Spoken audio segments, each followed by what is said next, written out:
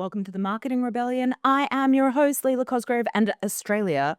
And today we need to have a conversation about something everybody is sticking their heads in the sand about, but which is about to fuck your business. Now, there's this very clear and present danger that's looming on the horizon that we need to discuss, but also risk mitigation as a topic is boring as shit. So I did the most Leila thing imaginable and decided that I would put today's episode in the context of pop culture. So please join me for Leila Cosgrove's top 3 tips for surviving the forthcoming zombie apocalypse. Leila, I hear you cry, what on earth are your qualifications to educate us about the forthcoming zombie apocalypse? Now, I'm really glad that you asked that question.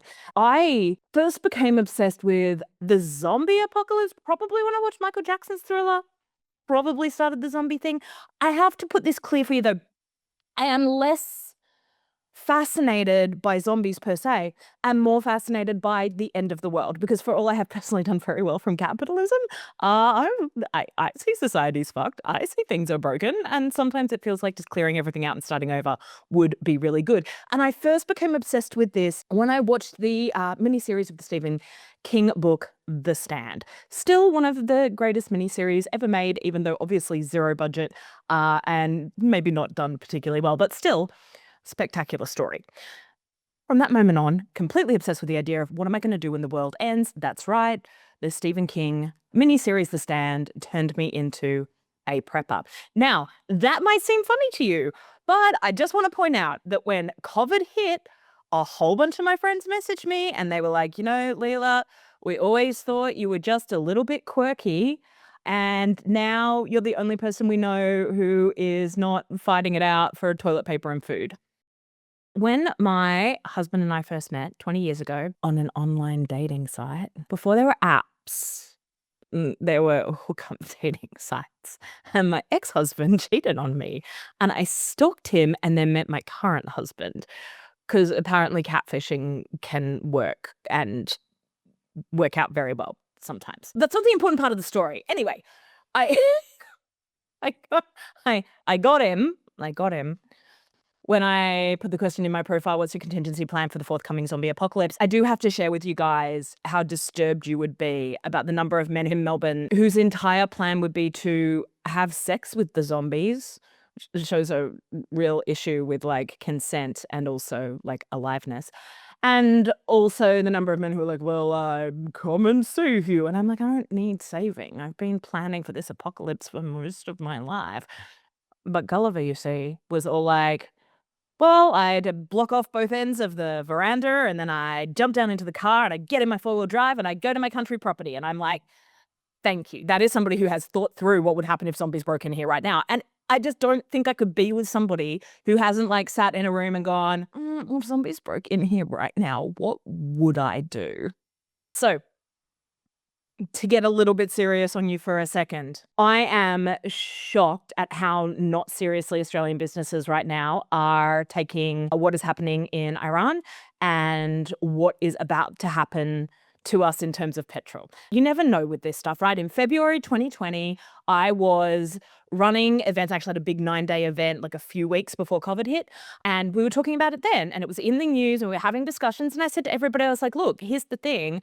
We need to be prepared as though it's going to get bad. We have to be thinking through now, what can we do? Especially, I had a lot of clients at that time who were personal trainers, who were wellness people, who had physical studios. Like, what do we do if things shut down? How do we handle that kind of risk in our business? Having a plan in place is a really good idea. And so I say to you, if you are not currently putting plans in place for what happens if petrol starts to run out, which is happening. I don't know whether it's just that we're all still very burned out from the whole COVID and lockdown, especially in Melbourne and Geelong and regions and stuff, right? We're all very burned out from that. And I think maybe a lot of people are just like, I cannot think about this because I do not want to go through it again. It's here. I think the issue you need to be aware of is not just that prices will go up, which I feel like some people are preparing for. They're like, oh, it's going to get really expensive. Yes, and I am less concerned about prices going up and far more concerned about what happens if supply starts running out, right?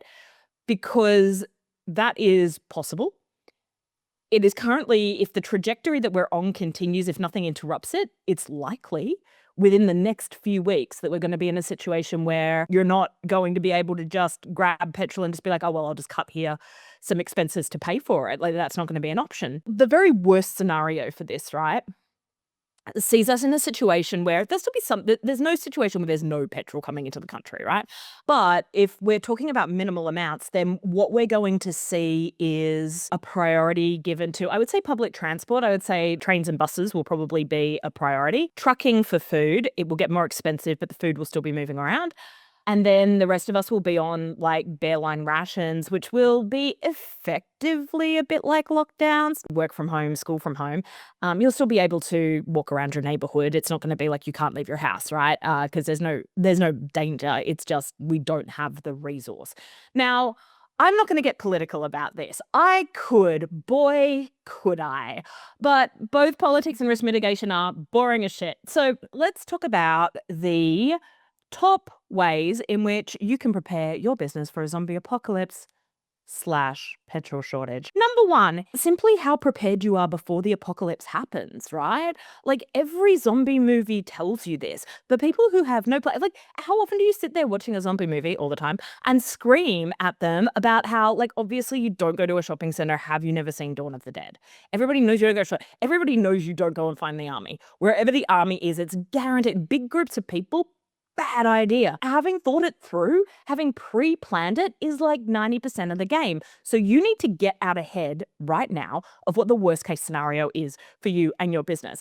For those of you in the information space, honestly, you should probably be doing this same planning, but thinking not just about this, but also about AI, because there are a lot of existential threats hitting us all at once. If you're in any kind of knowledge work, you really need to be doing risk mitigation planning around AI, because like we are all basically screwed. Yay! It's a happy day here at the Marketing Rebellion. Like, maybe zombies do come and eat our faces off and none of us have to worry about anything. Amazing. The people who are prepared survive. So think about it now. Sit down and think through what are the full ramifications of what happens if people can't move around easily. Like, if you're in a product business, I know you're already seeing prices go up, but what happens if planes end up grounded? We're dealing with trucks, and trucks are moving food and medical supplies, and they decide that everything else is on hold.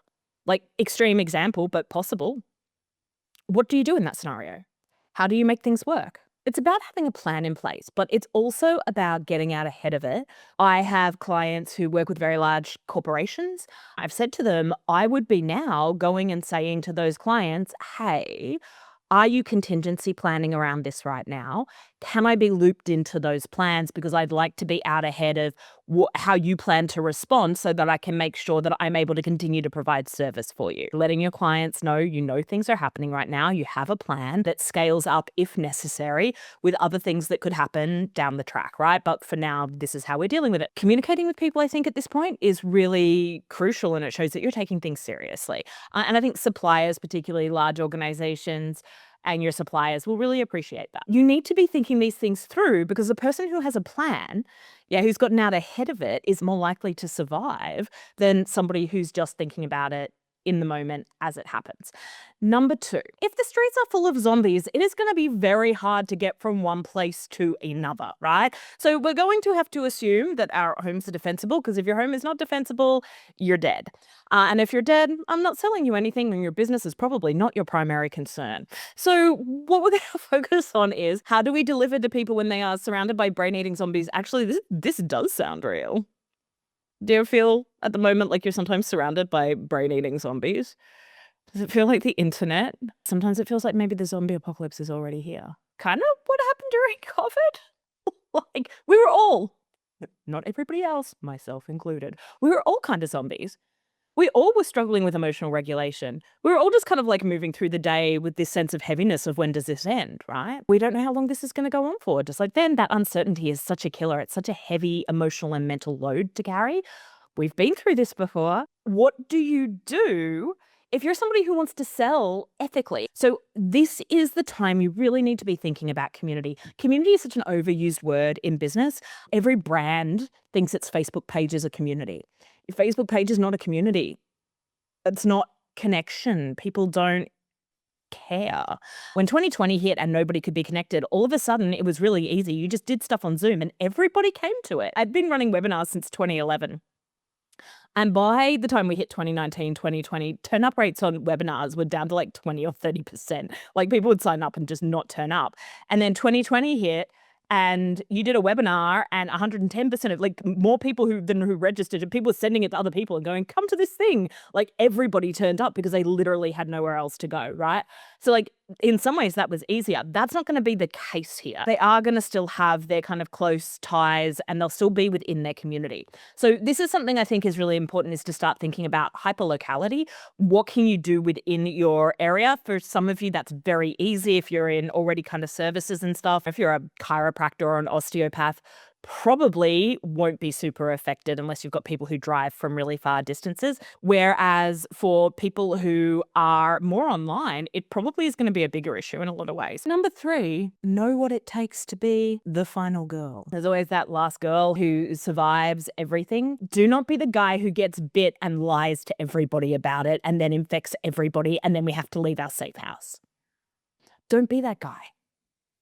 Be the final girl. Being the final girl means knowing what skills you bring to the table, what skills are going to be important during this time period. The final girl is always smart. She's always plucky. She's always like the one who's running up the stairs away from the basement, not down towards the noise in the basement. Yeah, so she's smart. She's out ahead of it. She makes good decisions. Know what it takes to be the final girl in your industry. What skill sets are going to be important. Something I feel like people really miss quite often in business is just the power of making phone calls to your existing clients. If you just call people and ask them how they're doing, you learn so much and build so much goodwill. It's crazy. Know what it takes to be the final girl in the horror movie that it's the last 6 years. But it is though.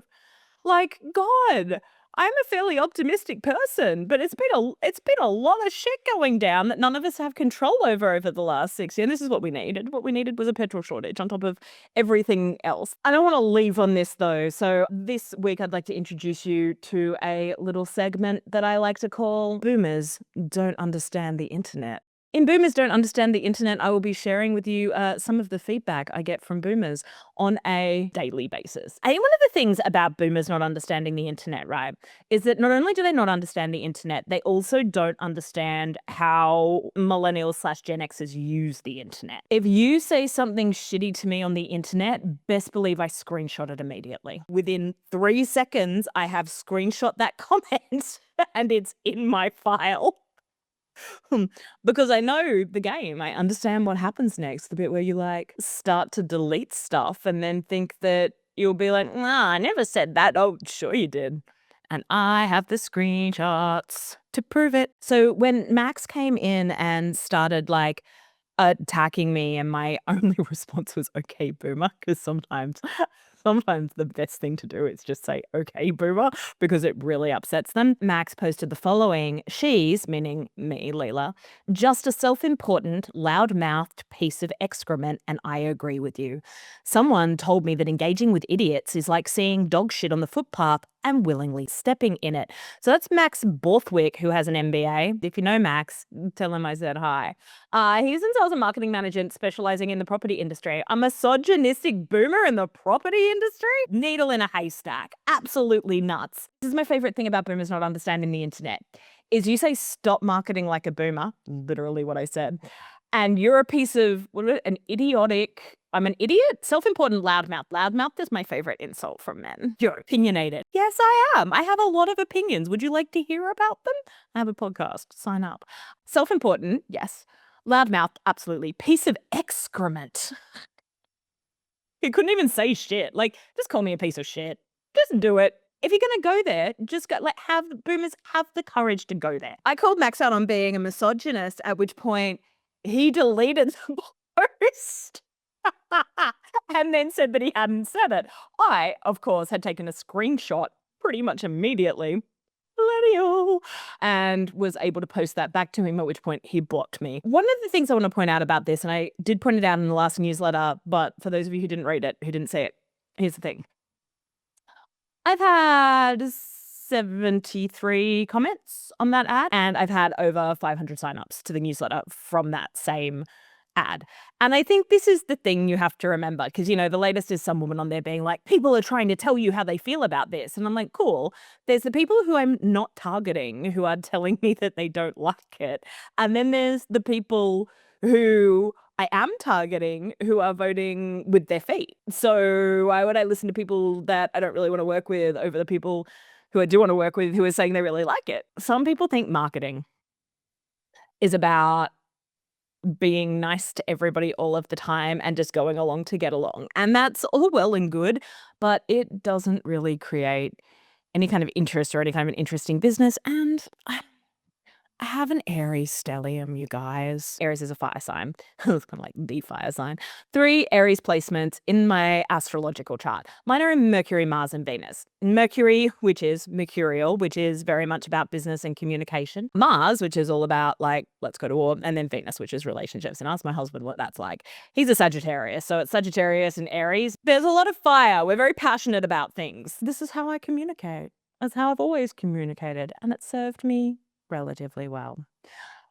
You need to be prepared for what's coming, even if it doesn't get super bad. And I hope it doesn't get super bad. I hope we're not like full scale apocalypse. I don't want to go through another COVID. It was bullshit last time as well. I hated it.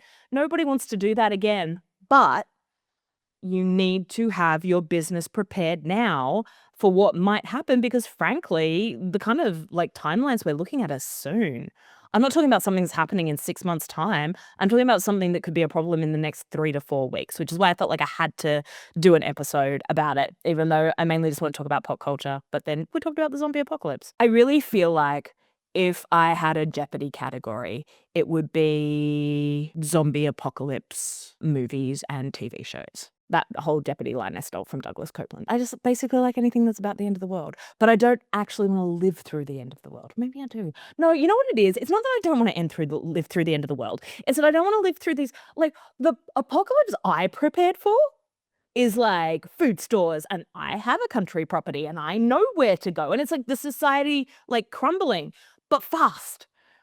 This thing where society is crumbling over like decades and I have to work through it. That's the part. I have to continue to participate in capitalism through the apocalypse? Nobody told me that. That's not how it's supposed to be.